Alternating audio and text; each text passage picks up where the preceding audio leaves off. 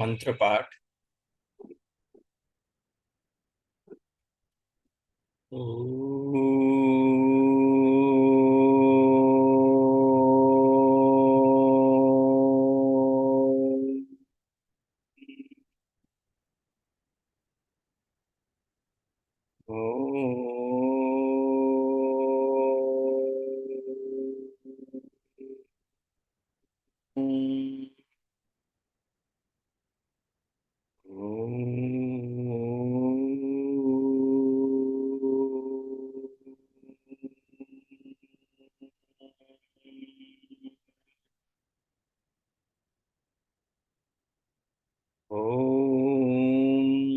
असतो मा सद्गमय तमसो मा ज्योतिर्गमय मृत्युर्मामृतं गमय।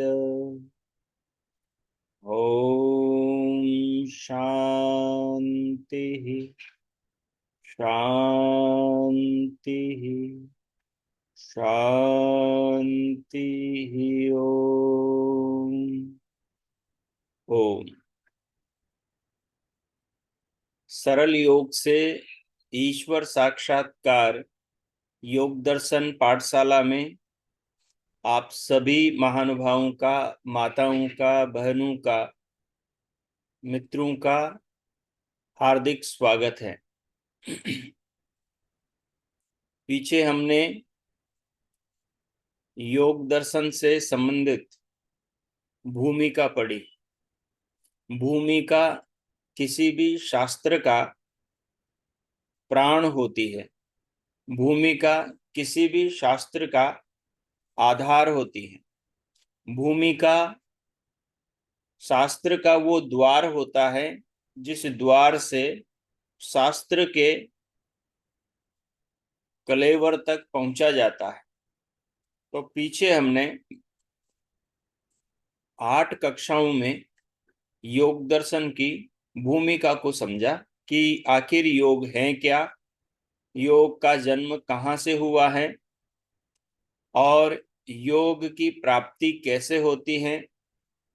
तो मूल जो मुख्य बातें थी सार के रूप में, संक्षेप में, वो हमने पीछे भूमिका में समझ ली। अब आज से हमारा योग दर्शन का भाष्य प्रारंभ होगा। योग दर्शन का मूल जो भाष्य है वो तो संस्कृत में है। योग दर्शन के सूत्र तो महर्षि पतंजलि ने लिखे हैं और उन सूत्रों के ऊपर भाष्य अर्थात उन सूत्रों की विस्तृत व्याख्या महर्षि वेदव्यास जी ने करी है। वो संस्कृत में है। तो यद्यपि यदि हम संस्कृत जानते होते तो संस्कृत में पढ़ना और उसको समझना बहुत ज्यादा सरल होता, क्योंकि संस्कृत संक्षिप्त भाषा है और किसी भी बात को संक्षेप में समझना, थोड़े में समझना बड़ा आसान होता है। और उस थोड़े की ही यदि विस्तृत व्याख्या कर दी हो तो फिर उसको समझने के लिए थोड़ा जोर लगाना पड़ता है। लेकिन संस्कृत भाषा न जानने के कारण हम योग दर्शन को हिंदी भाषा में पढ़ रहे हैं। सूत्र संस्कृत में होंगे और उनका अनुवाद विस्तृत जैसा महर्षि व्यास ने किया है उसी को सरल रूप में हम समझने का प्रयास करें। जहां जहां संस्कृत की महत्वपूर्ण पंक्तियां आएगी वहां वहां मैं उन संस्कृत की महत्वपूर्ण पंक्तियों का उदाहरण दूंगा। संस्कृत समस्त भाषाओं की मातृभाषा है और सूत्र जो है वो संस्कृत में है। तो आपको, जैसा मैं कल अनुरोध कर रहा था कि आपको साथ के साथ थोड़ा थोड़ा योग दर्शन के सूत्रों को भी समझते हुए आगे चलना है। यदि योग दर्शन के सूत्रों को आप साथ के साथ थोड़ा थोड़ा समझते चलेंगे तो योग दर्शन आपके अंदर उतरने लगेगा। योग दर्शन आपके समझ में आने लगेगा, योग दर्शन आपके लिए महत्वपूर्ण हो जाएगा, योग दर्शन आपके लिए सरल हो जाएगा।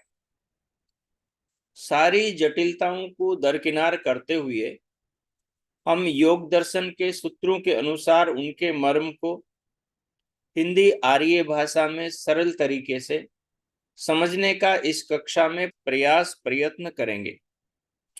आइए, आप सबका योग दर्शन की इस कक्षा में स्वागत है। जिनके पास में पीडीएफ है वो पीडीएफ में देख सकते हैं, जिनके पास में नहीं है वो सुने। योग दर्शनम अथ समाधि पाद। योग दर्शन में 4 पाद हैं। उन चारों पादों में से पहला पाद समाधि पाद है। उसमें समाधि के बारे में विशेष रूप से बातें हैं। दूसरा पाद साधन पाद कहलाता है। उसमें साधनों की चर्चा है। समाधि तक पहुंचने की, समाधि को प्राप्त करने के जो साधन हैं उन साधनों की विशेष चर्चा है। तीसरा पाद विभूति पाद है, जो साधनों के द्वारा समाधि के प्राप्त करने पर या समाधि को प्राप्त करने की दिशा में बढ़ते हुए जो योगी को अपने शरीर में दिव्य अनुभूतियां होती हैं, उन अनुभूतियों को विभूति पाद के अंदर समझाया गया है। और कैवल्य पाद के अंदर कैवल्य की बात है। कैवल्य का अर्थ होता है केवल हो जाना, एकाकी हो जाना, प्रकृति से अपने आप को अलग कर लेना, अलग जान लेना, वो केवल हो जाना है। केवल्य को ही मुक्ति कहते हैं। और वो केवल्य हमारे शरीर के अंदर जो सूक्ष्म शरीर है, हमारा जो मस्तिष्क है, इसके अंदर जो हमारा अंतकरण है, जिसमें हमारे ज्ञानेन्द्रियां, कर्मेंद्रियां, मन, बुद्धि, चित्त, अहंकार, तन्मात्राएं, ये सब निवास करती हैं। इन सब का केंद्र मनुष्य का मस्तिष्क है। तो कैवल्य पाद के अंदर मनुष्य के अंदर की, शरीर के भीतर की, उसके सूक्ष्म शरीर की, उसके बाह्य और आभ्यंतर करणों की विस्तृत चर्चा है और बड़ी वैज्ञानिक ढंग से है। फ्राइड का मनोविज्ञान योग दर्शन के योग दर्शन के विज्ञान के सामने कुछ भी नहीं है। आइए, अब हम पहले सूत्र का, समाधि पाद के प्रथम सूत्र का प्रारंभ करेंगे। सूत्र से पहले थोड़ी सी भूमिका है। पहले सूत्र की भूमिका है कि योग आखिर क्या है। बहुत सरल शब्दों में आप साथ साथ में बिंदु बना सकते हैं, लेकिन ऐसा ना हो कि आप बिंदु बनाने में रह जाएं और मैं जो बोलूं वो सुन ना पाए। तो बिंदु बाद में बनाया जा सकता है। आप ध्यान से सुने और साथ के साथ समझते हुए चले। कोई प्रश्न आपका बनता है तो अपने नोटबुक में साइड में लिख लें, ताकि उसे आप बाद में पूछ सके। देखिए, समाधि पाद आत्मा और परमात्मा का साक्षात दर्शन चाहने वालों के लिए योग ही एक उपाय है। अपनी आत्मा का, अपनी आत्मा के बाद अन्य प्राणियों की आत्मा का साक्षात्कार, यानी अपनी आत्मा का साक्षात्कार होने के बाद में अन्य प्राणियों की आत्मा कैसी है उसका भी ज्ञान हो जाता है।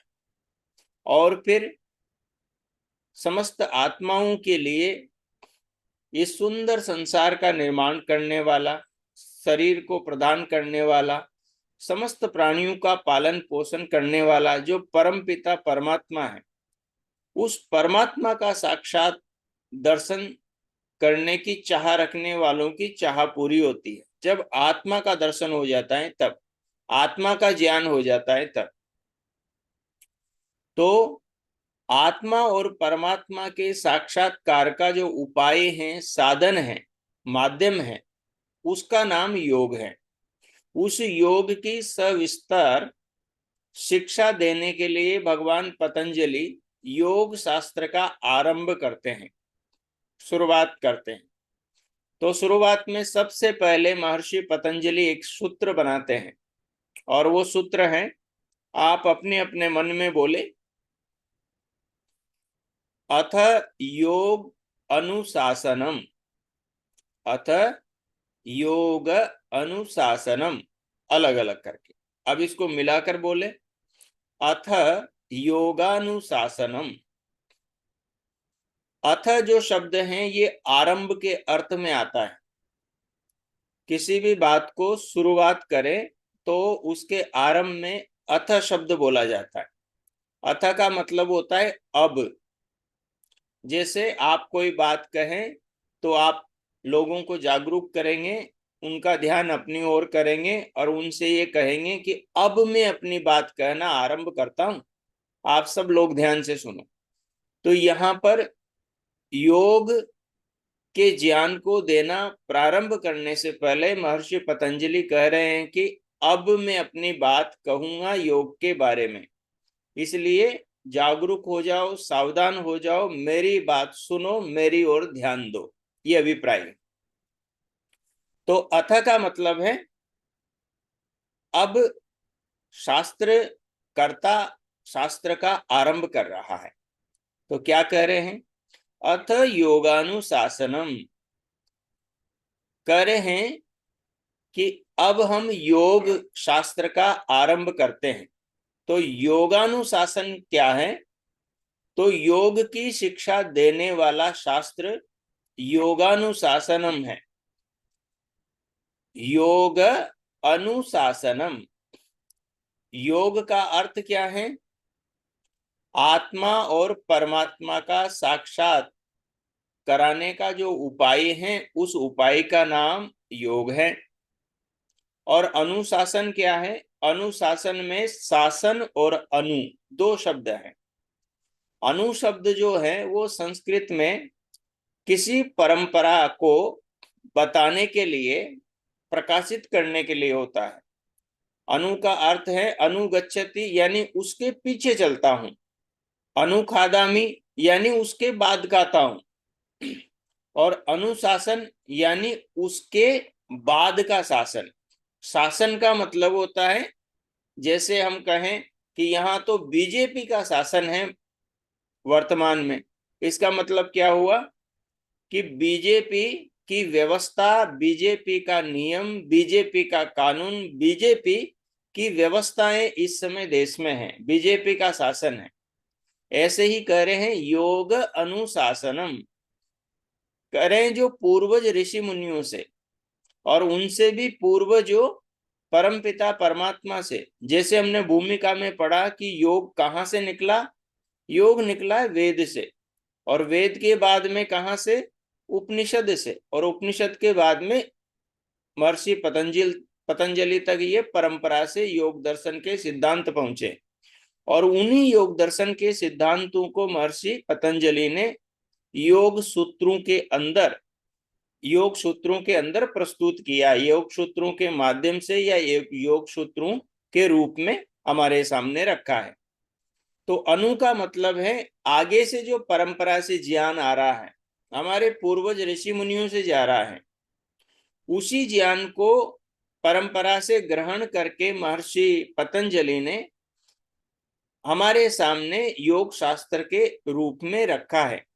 इसलिए कहा अनुशासनम, ये जो योग का शासन है, ये जो योग का ज्ञान है, ये जो योग की व्यवस्था है, ये सारी की सारी जो जानकारी है योग के बारे में, ये मेरी नहीं है, ये परंपरा से मेरे पास में आई है, और इस ज्ञान को अब मैं आपको बताने जा रहा हूं।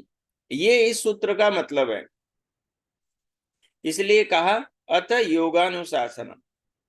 शासन का मतलब नियम है, शासन का मतलब व्यवस्था है, शासन का मतलब वो नियम, वो व्यवस्था है जिन नियमों के पालन से, जिस व्यवस्था को अपने जीवन पर लागू करने से, जिस व्यवस्था के अनुकूल अपने आप को व्यवस्थित करने से आत्मा और परमात्मा का ज्ञान होता है, उस व्यवस्था को यहाँ शासन, उस व्यवस्था को ही यहाँ पर योग कहा जा रहा है।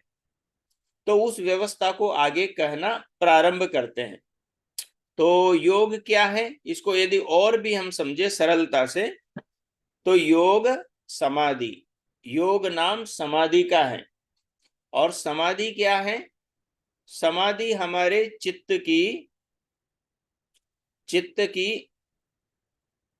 की स्वाभाविक अवस्था है, या यूं कहें कि चित्त का धर्म है। योगः समाधि स च सार्वभौम चित्तस्य धर्म। योग समाधि है और वो समाधि चित्त का सार्वभौमिक धर्म है, यानी चित्त की सभी भूमियों में रहने वाला धर्म है, यानी चित्त का स्वभाव है, यानी चित्त के काम करने का तरीका है, वो समाधि, जिसको समाधि कहा। योग क्या है? समाधि है। और समाधि क्या है? चित्त का स्वभाव है, वो स्वभाव ही चित्त का धर्म है। ठीक है। और वो जो चित्त का स्वभाव है, वो चित्त का स्वभाव जो चित्त का धर्म है, जो चित्त की अवस्थाएं हैं, वो चित्त का धर्म है, चित्त का स्वभाव है। उसी चीज को सरल शब्दों के अंदर आगे शास्त्र में समझाया जा रहा है।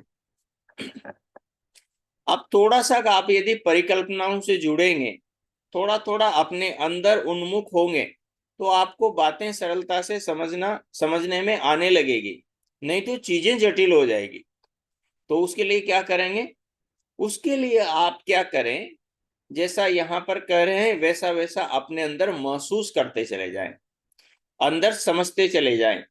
जैसे शास्त्र में कहेंगे वैसे ही आप अपनी ओर ध्यान देंगे।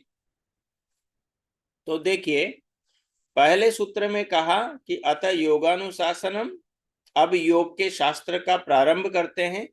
तो दूसरे सूत्र में कहते हैं योग किसे कहते हैं, तो कहा योग चित्त वृत्ति निरोध। योग है चित्त की वृत्तियों का निरोध। योग किसका नाम है? चित्त की वृत्तियों का निरोध। चित्त की वृत्तियों को रोकने का नाम योग है। अब ये चित्त की वृत्तियां कौन सी हैं, चित्त क्या है, जिनको रोकने से योग होता है, उसी बात को आगे विस्तार से हम समझेंगे।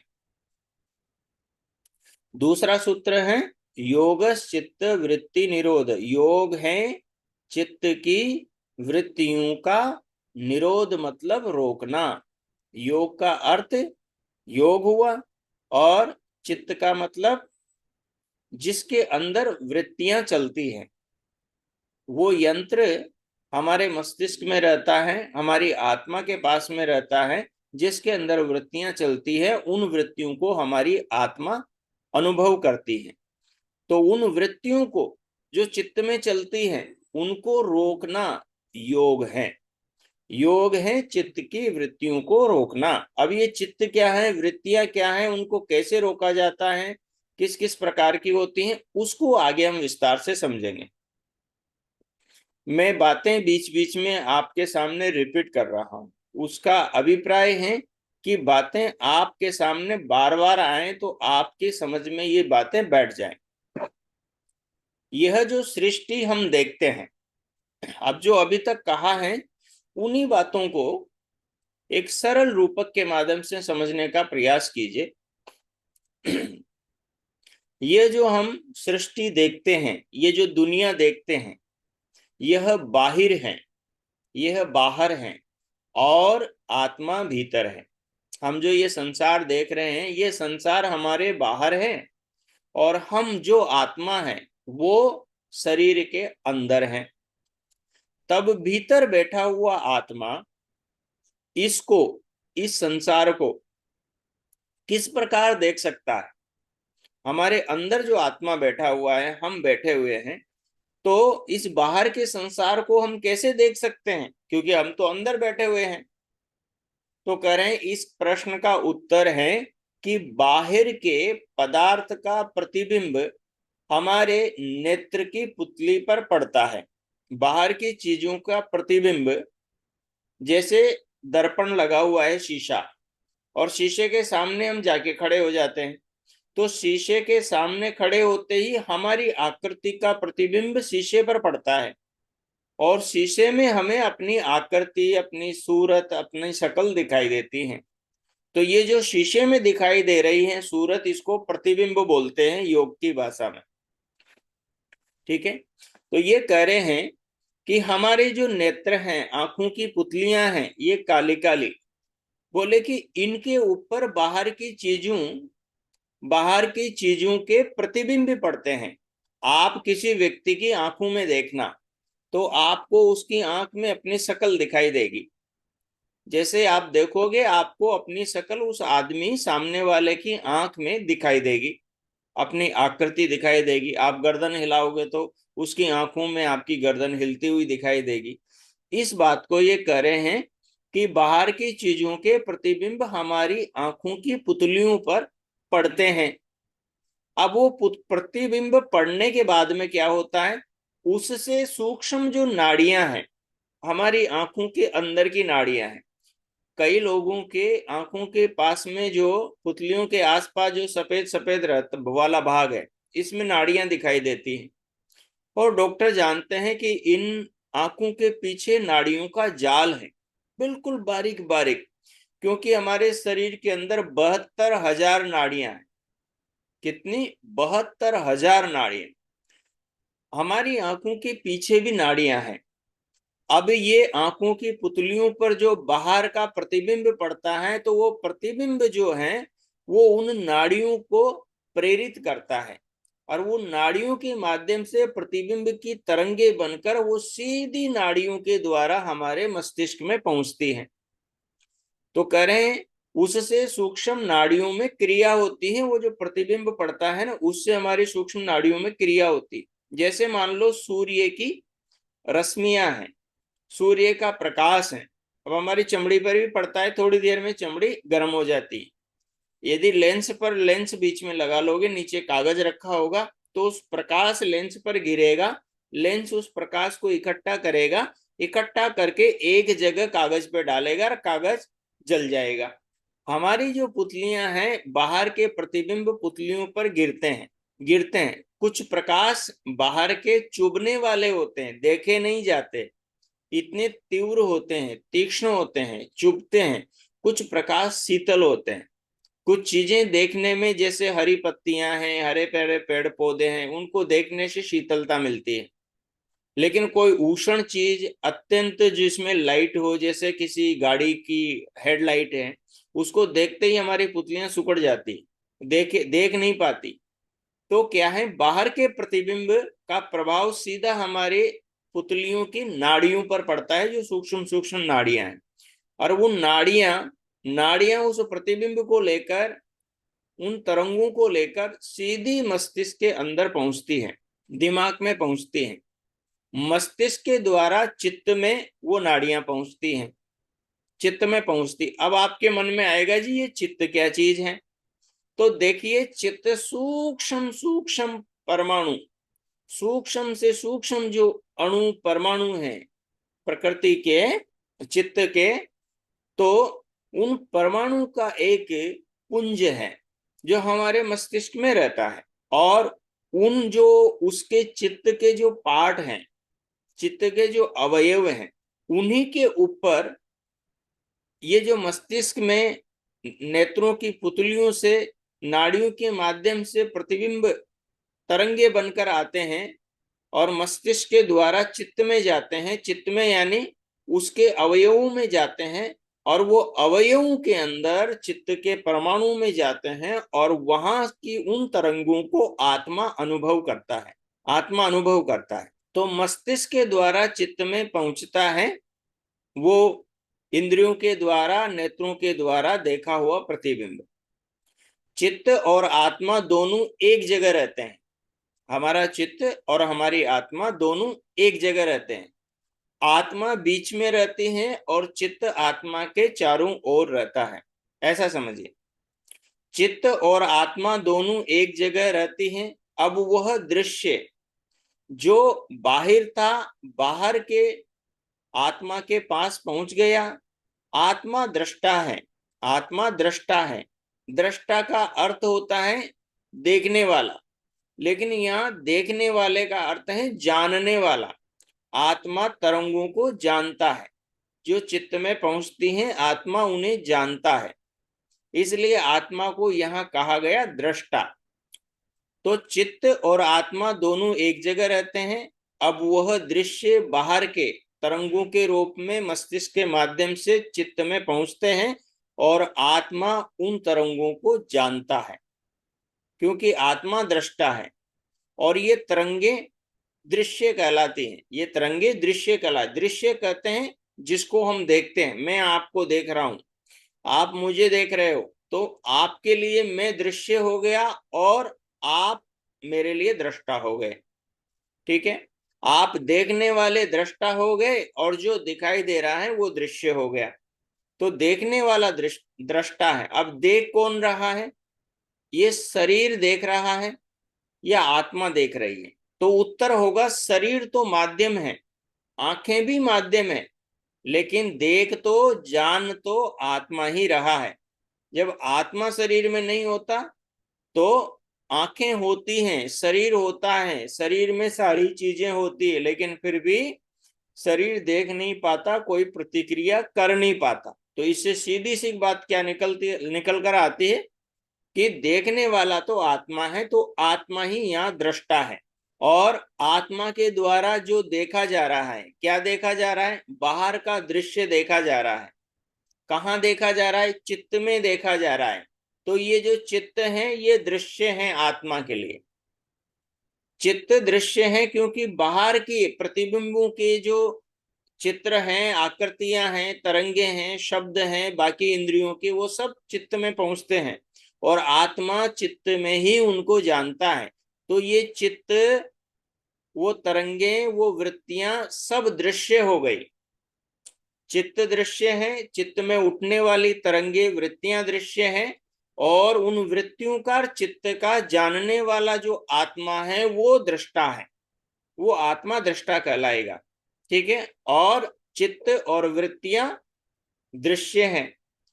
और ये जो दृश्य चित्त और वृत्तियां हैं, आत्मा चित्त के माध्यम से वृत्तियों को जानता है, और वृत्तियां आत्मा के पास में, वृत्ति के माध्यम से ही आत्मा इंद्रियों के द्वारों से, मन के माध्यम से बाहर के विषयों को जानता है। वैसे आत्मा बाहर नहीं निकलता, आत्मा बैठा मस्तिष्क में ही रहता है हमेशा।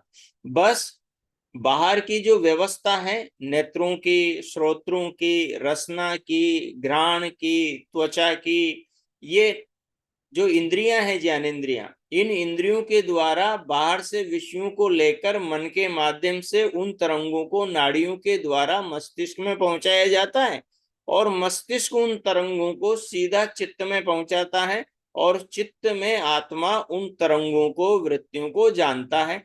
तो आत्मा तो हो गया दृष्टा और चित्त हो गया दृश्य। ठीक है, प्रमुख रूप में चित्त दृश्य हो गया। बाहर की चीजें भी दृश्य ही कही जाएगी, लेकिन मुख्य रूप से आत्मा तो देखता चित्त को है। इसलिए दृष्टा अपने दृश्य को देख लेता है, क्योंकि वो सारा दृश्य इंद्रियों के माध्यम से, नाड़ियों के माध्यम से, मन के माध्यम से चित्त में पहुंच जाता है, और चित्त में आत्मा उनको जान लेता है। तो आपको ये चीज समझ में आ गई कि आत्मा तो दृष्टा कहलाता है, कैसे कहलाता है, क्यों आत्मा दृष्टा है। ये सारी बातें इस कथन से आपके मन में बैठ गई। और जो चित्त है वो दृश्य है। अब धीरे धीरे मेरी बातों से आपके अंदर धीरे धीरे चित्त का भी चित्र बनेगा। चित्र यानी चित्त की भी समझ बनेगी। ज्यों ज्यों आप सुनते जाओगे त्यों त्यों अंदर योग दर्शन आपके उतरता जाएगा, त्यों त्यों अंदर आपके योग दर्शन बैठता जाएगा। भले ही आप सुन रहे हो, लेकिन ये शब्द आपके भीतर योग दर्शन को निर्मित करेंगे, योग दर्शन की पिक्चर बनाएंगे, योग दर्शन को आपके भीतर उतार देंगे।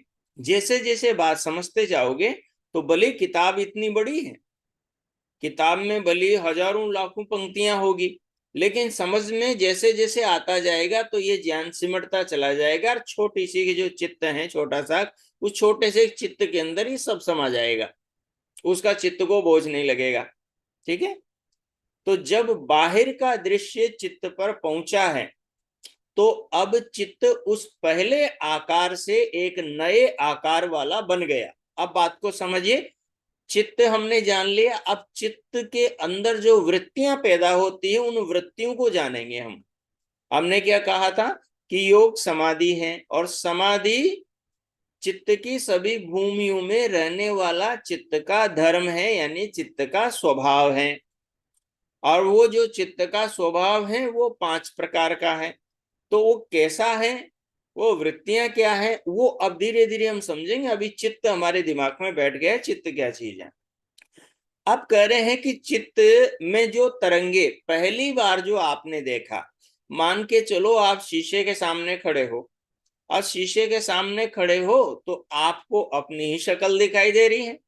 आप जब अपनी शक्ल देख रहे हो उस समय आपके चित्त के अंदर एक आकृति बनी हुई है। किसकी? आपकी। कैसे बनी? बिंब के माध्यम से, प्रतिबिंब के माध्यम से। जो शीशे में आपकी शक्ल दिखाई दी, आपकी शक्ल की छवि, प्रतिबिंब शीशे से सीधा आपकी पुतलियों पर, आंखों पर पड़ा, और आंखों पर पड़ते ही आंखों में जो नाड़ियां थी सूक्ष्म, उन नाड़ियों, वो नाड़ियों में क्रिया हुई। आपके प्रतिबिंब, आपके चेहरे, आपके जो भी शीशे में दिखाई दे रहा था, आपके देह की आकृति का प्रतिबिंब पुतलियों पर पड़ा, और उस प्रतिबिंब के अनुरूप आपकी आंखों की नाड़ियों में क्रिया हुई। और उन क्रिया से जो बनी तरंगे हैं, वो तरंगे सीधी मस्तिष्क में पहुंची, और वो मस्तिष्क में पहुंचकर चित्त में पहुंची, और चित्त में पहुंचते ही आत्मा ने उनको जाना। कैसा जाना? जैसे आप शीशे में दिखाई दे रहे हो वैसा ही आत्मा ने आपको जाना, वैसा ही आत्मा ने आपको जाना। ठीक है।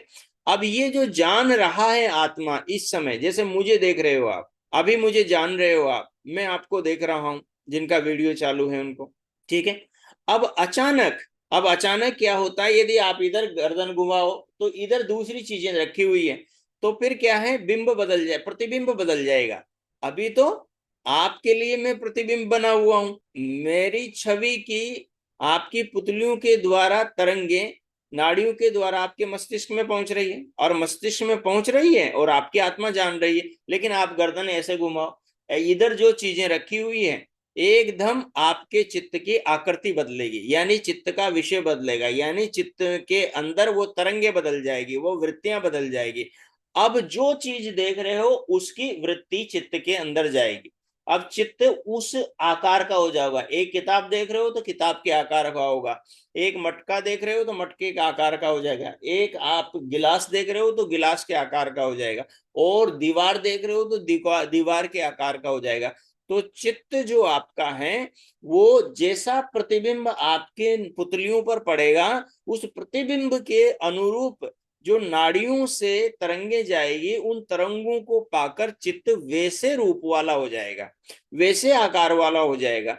जैसे आपने एक बिलोर पत्थर देखा होगा। बिलोर पत्थर ऐसा चीनी का बर्तन या शीशे, जिसके अंदर गुलाब रख दोगे तो वो पूरा, वो जो शीशा है वो गुलाब के जैसा दिखाई देने लग जाएगा। आजकल ऐसे मिलते ही हैं, तो पूरा गुलाब के जैसा।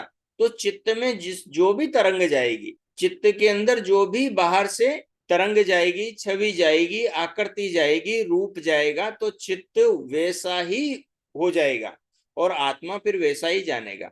तो पहले एक आकार में चित्त परिणित था जब आप शीशे में स्वयं को देख रहे थे।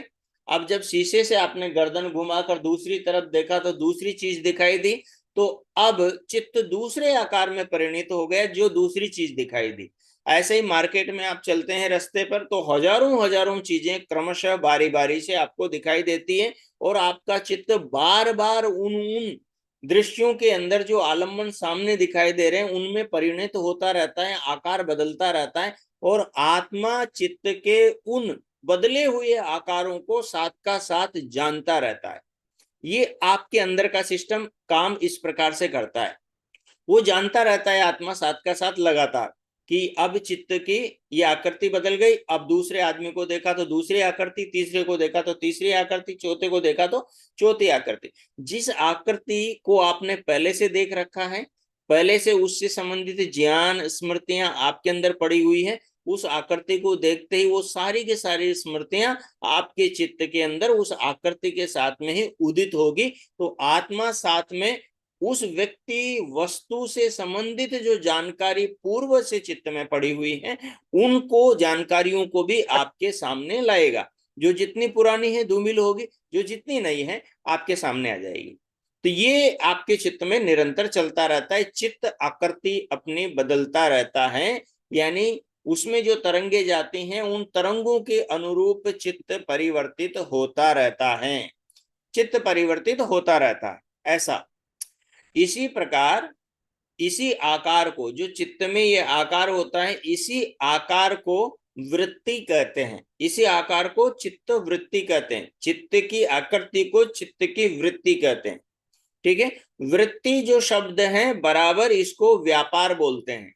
वृत्ति का मतलब है चित्त का व्यापार। चित्त के व्यापार का मतलब है चित्त का बदलाव। चित्त का बदलाव, ये इसका अभिप्राय है। जो आप सुन रहे हैं, जितनी बातें आपके मन में ठहर जाएं, जितनी आपको याद रह जाएं, इन बातों के अनुरूप जब आप ध्यान में बैठकर चिंतन करोगे, ये चीज आपको और विशेष रूप से समझ में आएगी।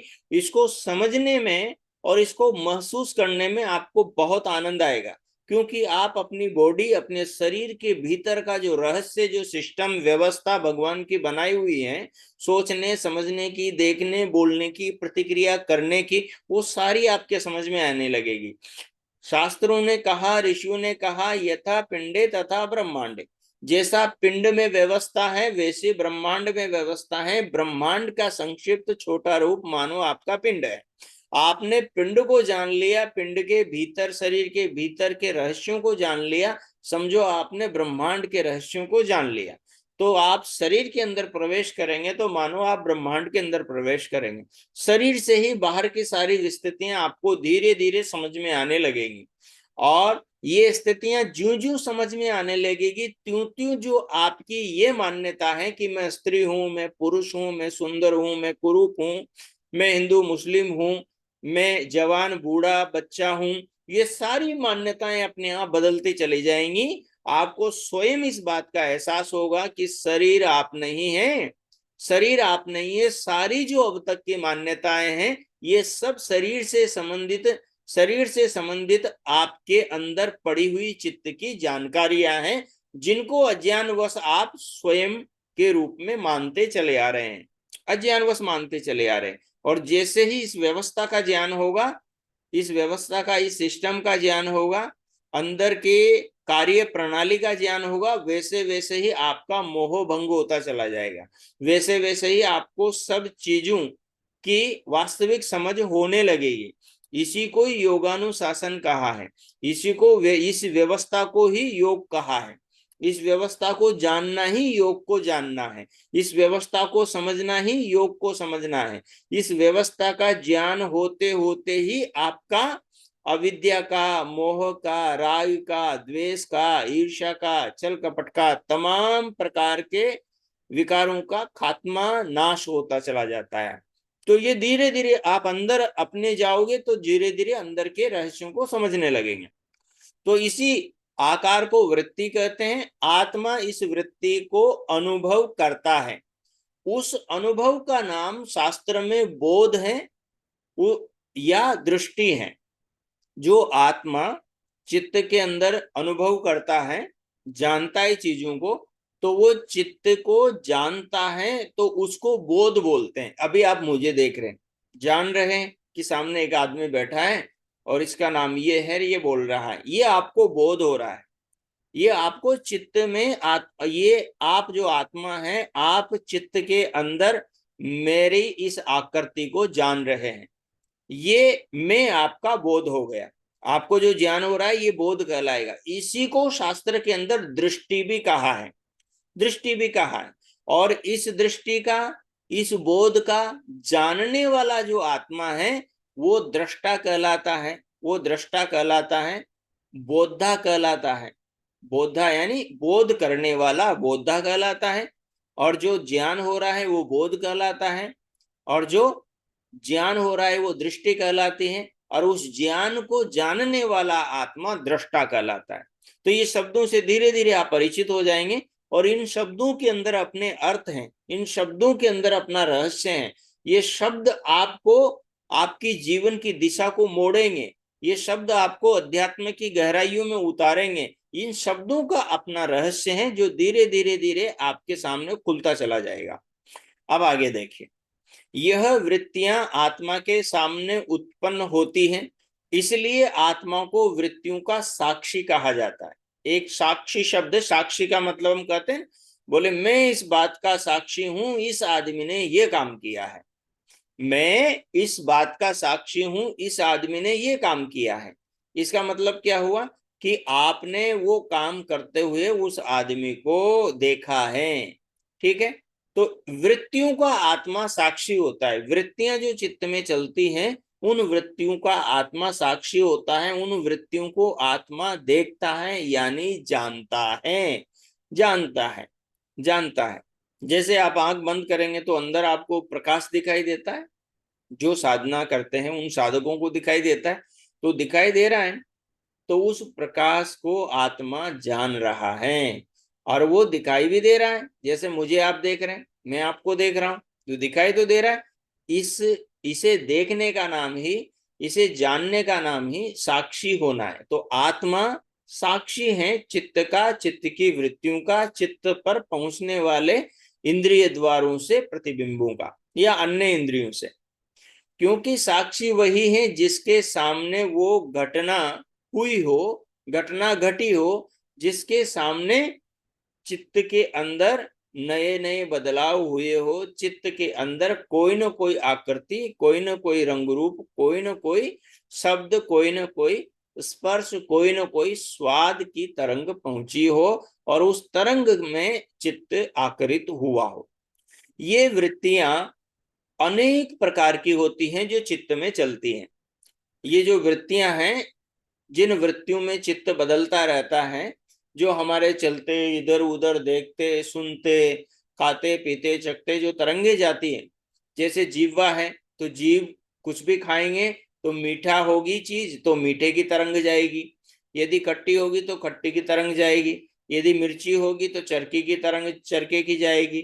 ठीक है, तो वो जैसा पदार्थ होगा उसकी तरंग, जो जिह्वा के अंदर सूक्ष्म नाड़ियां हैं उन नाड़ियों के माध्यम से सीधी वो तरंगे सीधी मस्तिष्क में जाएगी और मस्तिष्क उन तरंगों को सीधा चित्त में भेजेगा, चित्त में भेजेगा और चित्त उन तरंगों के आकार में रंगेगा, आकरित होगा और आत्मा उसको जानेगा। ऐसे रसना नेत्र के समान घ्राण की भी तरंग होती है, गंध सुगंध की। ऐसे ही शब्दों की भी तरंग होती है, ऐसे ही स्पर्श की भी तरंग होती है, कोमल कठोर मृदु उष्ण शीतल अनउष्ण अनशीतल सभी प्रकार की तरंगे होती। तो देखने में जो चित्त की वृत्ति है, सुनने में उससे भिन्न हो जाती है।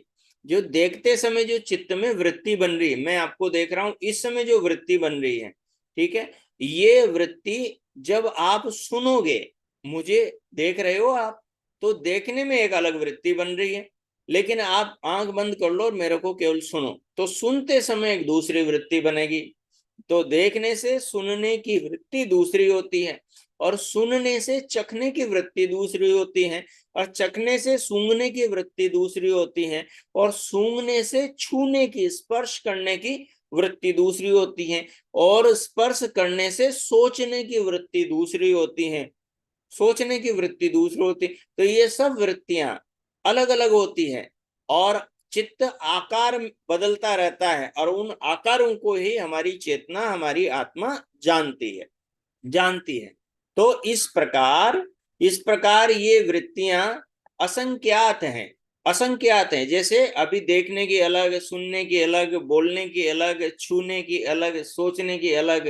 ठीक है, अब एक व्यक्ति को देखा तो वो एक वृत्ति, दूसरे को देखा तो दूसरी, तीसरे को देखा तो तीसरी, और एक को सुना, दूसरे चीज को सूंघा, तीसरी चीज को छुआ, चौथी चीज को ये किया, फिर पांचवी को, फिर छठी को।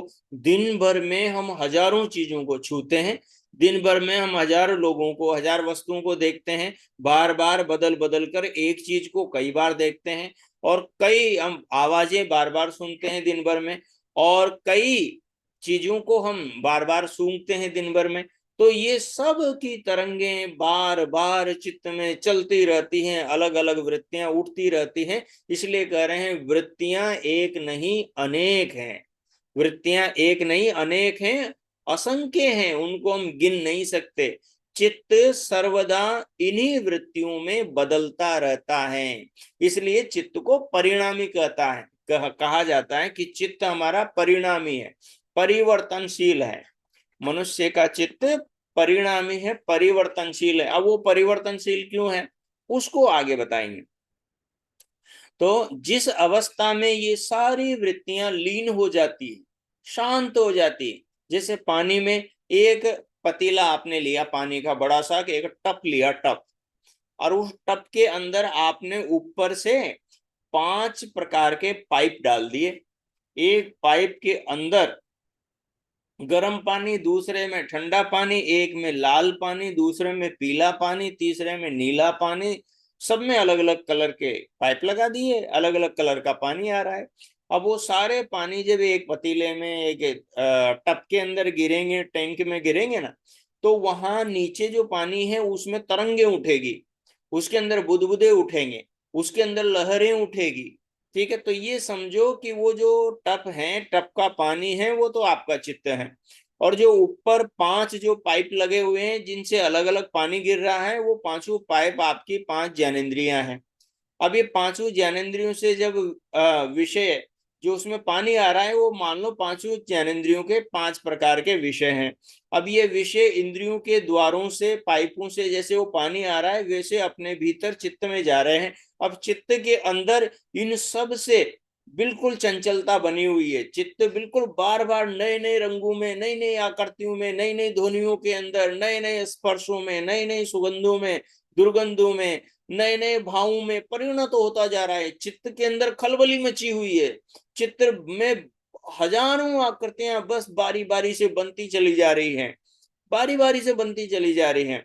जैसे आपने देखा होगा, आपकी दाल सड़ जाती है तो उसमें कीड़े कैसे बिलबिलाते हैं, कैसे बिलबिलाते हैं। यदि आपने दही जमाया है, और दही के यदि आप वो लेंस से यदि दही को देखोगे, तो उसमें सूक्ष्म जीव ऐसे किलबिलाते हैं, ऐसे किलबिलाते हैं।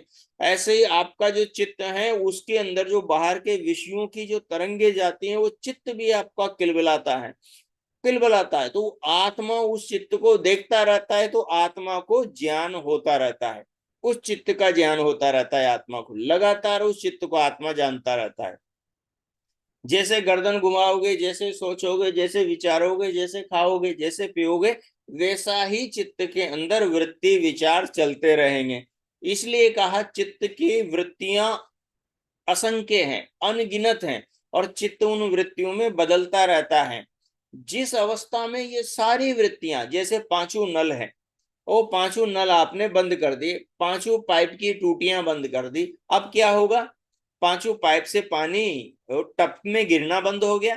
तो अब धीरे धीरे जो वो टप का पानी था, वो धीरे धीरे शांत होगा, तरंगे उसकी उठना, लहरें उसकी बंद होगी, धीरे धीरे सारी लहरें शांत हो जाएगी, और जो टप का पानी है वो ठहर जाएगा, निस्तरंग हो जाएगा, शांत हो जाएगा, प्रशांत हो जाएगा।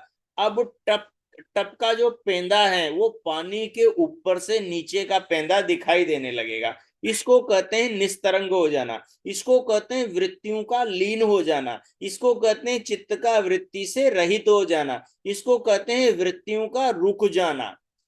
आपको अच्छे से समझ में आ गया होगा। तो इस प्रकार से हमारी वृत्तियां रुक जाती हैं, और वृत्तियां रुक जाती हैं तो चित्त शांत हो जाता है, और उस शांत हुए चित्त के अंदर जो भी विषय हम विचारते हैं, वो विषय यथार्थ वास्तविक रूप में दिखाई देता है।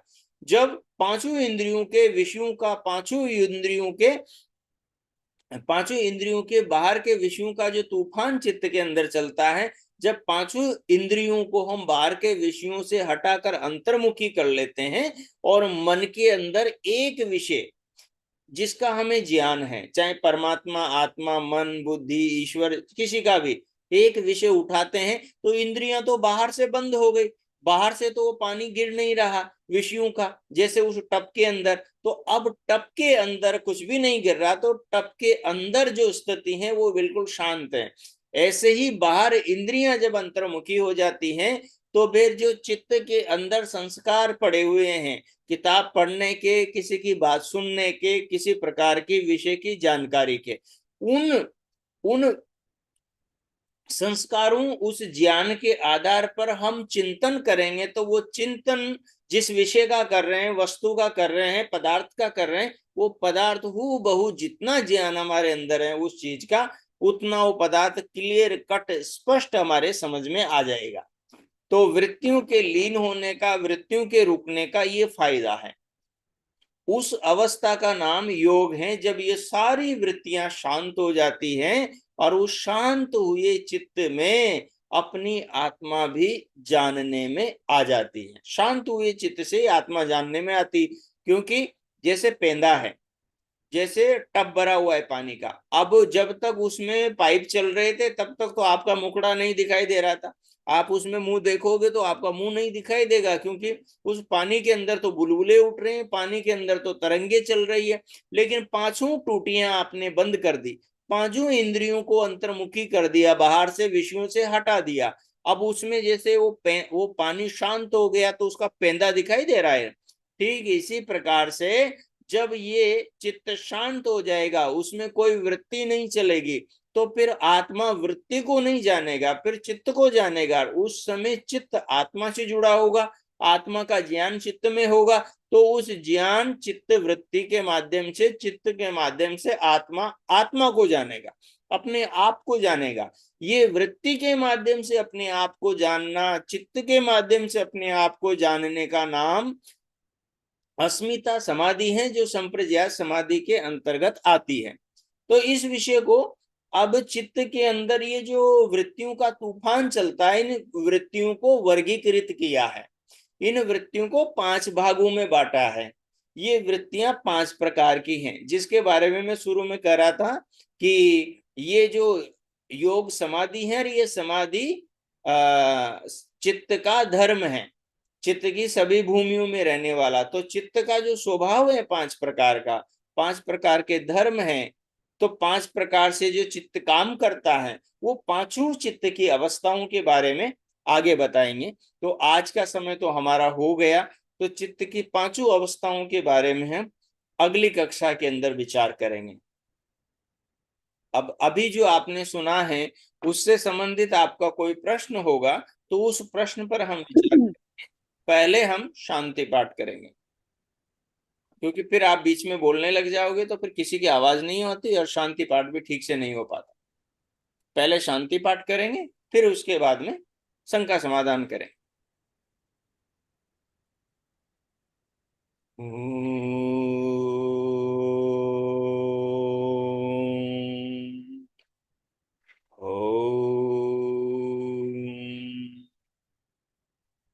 ओम शांति शांति शांति। ओम। सभी का धन्यवाद। अब शंका समाधान के लिए आपका स्वागत है, पूछिए। हाँ, रत्ना माता जी पूछिए, अपने हाँ हाथ। जी, नमस्ते आचार्य जी। हाँ, नमस्ते। मैं पूछ जानना चाह रही थी कि वृत्तियों को अगर हम दूसरे नाम से पुकारें तो क्या पुकारेंगे? वृत्तियों को दूसरे नाम से, चित्त की वृत्तियों को? हाँ हाँ। व्यापार तो मतलब हो गया इसका, लेकिन मतलब इसका एक सॉलिड क्या नाम हो सकता है वृत्ति का? वृत्ति नाम है, वही सोलिड नाम है, वही सबसे बढ़िया नाम है, क्योंकि वो ऋषियों का रखा हुआ है नहीं, वही। वो बात तो ठीक है। वो और बात तो ठीक है, लेकिन इसको समझने के लिए इसको और इजी वे में क्या कहेंगे वृत्ति को? वृत्ति शब्द जो अभी आपके सामने आया है, ये अभी चित्त की 5 प्रकार की वृत्तियां होती हैं। अभी आगे और भी प्रकरण चलेगा तो उसमें ये वृत्ति शब्द आपके अच्छे से समझ में आ जाएगा। नया शब्द इसके समझने के लिए जोड़ने की आवश्यकता ही नहीं, इसी से बढ़िया समझ में आ जाएगा। ये जो वृत्तियां हैं, इनको क्षिप्त, मूढ़, विक्षिप्त, एकाग्र और निरुद्ध, ये 5 नाम दिया है। तो वो शास्त्र ने ही दिया है, तो वही समझेंगे। ठीक है ना? और ये जो चित्त है, चित्त को दूसरा नाम मन भी, यहाँ पर मन से मतलब है चित्त अलग चीज है। अभी चित्त को आप चित्त के नाम से ही जाने, जैसा मैं कह रहा हूं वैसा ही जाने, अभी मन को बीच में नहीं लाएंगे। मन का जब विषय आएगा तब मन को समझेंगे। चित्त का मतलब आत्मा के सबसे निकट रहने वाला वो उपकरण, वो अंतकरण, जिसके अंदर पहुंचने वाले दृश्य को आत्मा जानता है, जिसके अंदर पहुंचने। अंतःकरण तो वही हो गया ना, चार वाला, चार चतुष्टय अंतःकरण तो हो गया फिर। जी, वही वही अंतकरण हो गया। तो अंतकरण का जो सबसे मुख्य अंग है जो आत्मा के निकट है वो चित्त है, सबसे सूक्ष्म है वो चित्त है। हाँ, ठीक है। ये कैसे बनता है वो सब आगे आएगा। लेकिन आपको क्या करना है, जो जो आपके सामने विषय आ रहा है उस विषय को समझते हुए आगे बढ़ना है। ठीक है। जी ठीक है जी, धन्यवाद। ओ। नमस्ते आचार्य जी। हाँ नमस्ते जी, बोलिए विपिन जी। जी मैं विपिन कुमार बोला जी, रामपुर मनियारन सहारनपुर से जी। अरे वाह, स्वागत है आपका। जी आचार्य जी, हमें कोई गंदा काम या कोई भी हमें काम हम करने से हमारा मन मना करता है, लेकिन फिर भी हम उसे कर रहे हैं, तो जी उसे हमारी आत्मा रोकती है या कौन रोकता है जी? आपके अंदर जो संस्कार पड़े हुए हैं अच्छे, उन अच्छे जी संस्कारों जी। के कारण से आप की आत्मा आपको उस कार्य को न करने के लिए प्रेरित करती है। लेकिन हम उसे फिर भी कर दें जी, वो गलत काम है, कोई भी हम उसे कर दें, मान लो हमें किसी का 50 रुपये पाए, हम मन तो से कर रहा उठाओ ना, या किसी के उन्हें दे देने चाहिए, लेकिन फिर भी हमने वह उठा लिए, तो उसे कौन करवा रहा जी? वो आपका स्वार्थ करवा रहा है, लोभ करवा रहा है, लालच करवा रहा है। आपका आत्मा कह रहा है कि भाई ये गलत बात है, किसी और के पैसे होंगे, हमें नहीं उठाना चाहिए, अपने परिश्रम का नहीं है।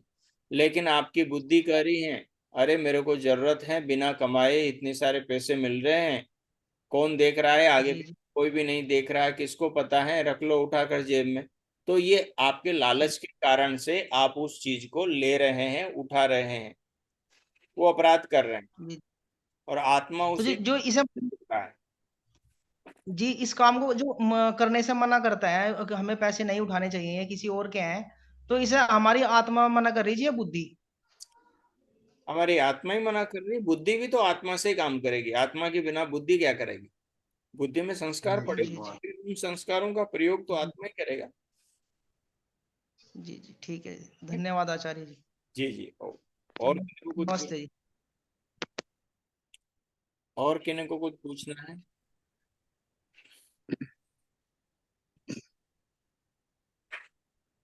आचार्य जी नमस्ते। हाँ नमस्ते माता जी। हाँ, लज्जा माता बहुत बोल रही हूँ। हाँ हाँ, लक्ष्मी माता जी, हाँ नमस्ते। कल आप पूछ रहे थे ना कि आर्यमन के नाम से मेरा ये आता है, तो फिर हाँ उस समय कट गया था, म्यूट हो गया, अनम्यूट करते हुए ना वो कट गया था मेरे से फोन। जी। तो कोई, अब बहुत अच्छा लग रहा है, बहुत अच्छा लग रहा है आपका ये अटेंड कर रही हूँ मैं, कोशिश कर रही हूँ, वो नोट्स भी बना रही हूँ साथ साथ। बढ़िया बहुत बढ़िया, अच्छा लग, बहुत अच्छा, मैंने अच्छे कहा से चलो सरलता आप से। आपका आपका जो है ज्ञान हम पूरा पूरा और भी ले लें। तो ऋषि मुनियों का थोड़ा बहुत ही अच्छा लग रहा है। आराम। बहुत बहुत धन्यवाद आपका आचार्य जी, बहुत बहुत धन्यवाद। आचार्य जी इसकी रिकॉर्डिंग तो डाल रहे हो ना रोज? हाँ यूट्यूब में रोज रिकॉर्डिंग मिलेगी आपको, कल जो कक्षा हुई थी उसकी यूट्यूब में मिल जाएगी आपको, 8वीं कक्षा के नाम से। और ये जो आज कक्षा हो रही है ये आपको 9वीं कक्षा के नाम से मिलेगी। तो ये मतलब जो लिंक आपने मुझे भेजा था उसमें थोड़ी सी रिकॉर्डिंग आई है, बाकी नहीं आई। नहीं पूरी आएगी, जो कक्षा की जितनी रिकॉर्डिंग है पूरी आएगी। मेरे को एक बार लिंक भेज दीजिएगा दोबारा से हाँ आप अपना। व्हाट्सएप पर नमस्ते लिखकर भेजिएगा, मैं भेज दूंगा। जी ठीक है जी। ठीक है। और किन्हीं का कोई प्रश्न है? धन्यवाद आचार्य जी, बहुत बहुत धन्यवाद। नमस्ते माता जी। ओम नमस्ते आचार्य जी, हाँ बहुत नमस्ते। बहुत धन्यवाद। धन्यवाद धन्यवाद। ओम नमस्ते आचार्य जी, हाँ नमस्ते माता जी। बहुत बहुत धन्यवाद।